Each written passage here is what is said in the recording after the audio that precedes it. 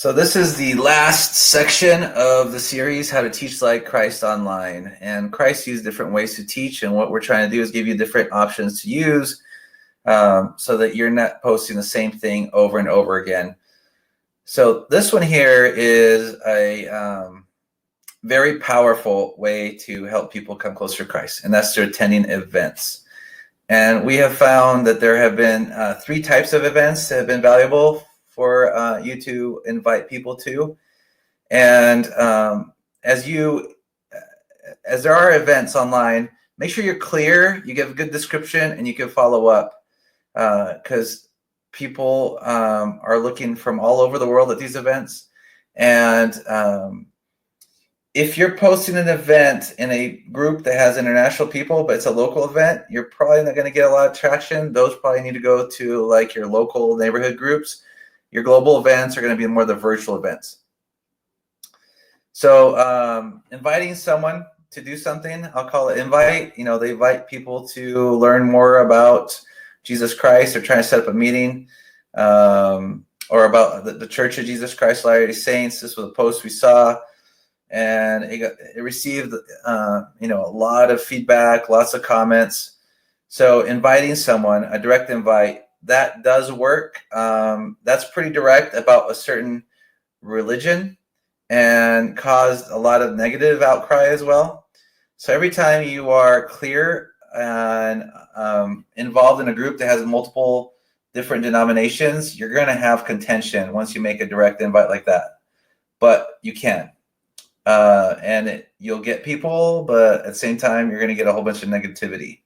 So if it was from the Catholic denomination or the Protestant, you'll have people come out of the woodworks on either way that may not make the post as good and as worthwhile as you want it to be, but you can make a direct invite.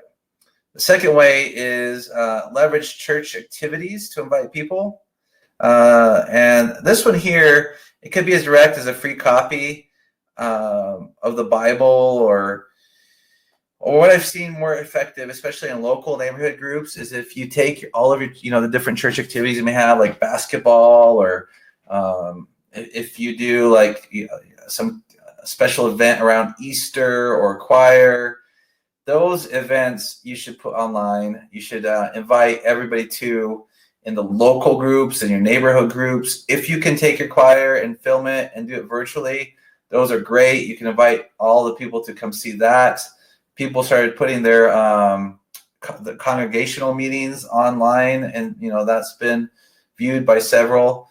So ways you can make your activities go online globally when you're trying to go global group or locally, and putting them is a great way to do it.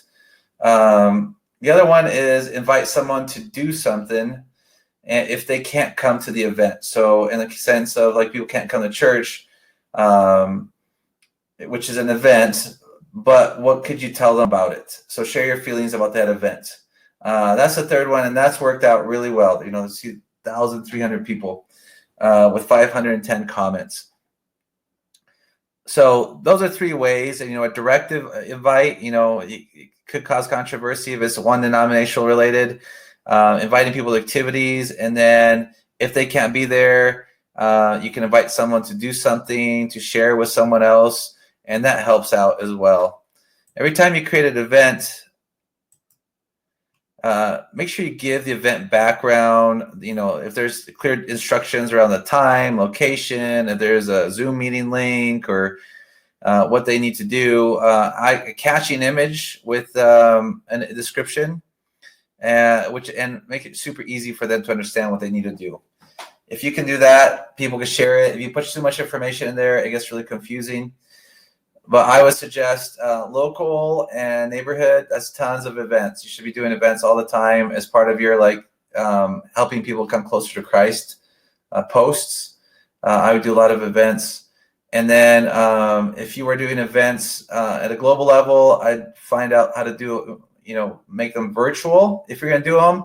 If not, you could ask them to share experiences around those that attended the event, and that helps out as well.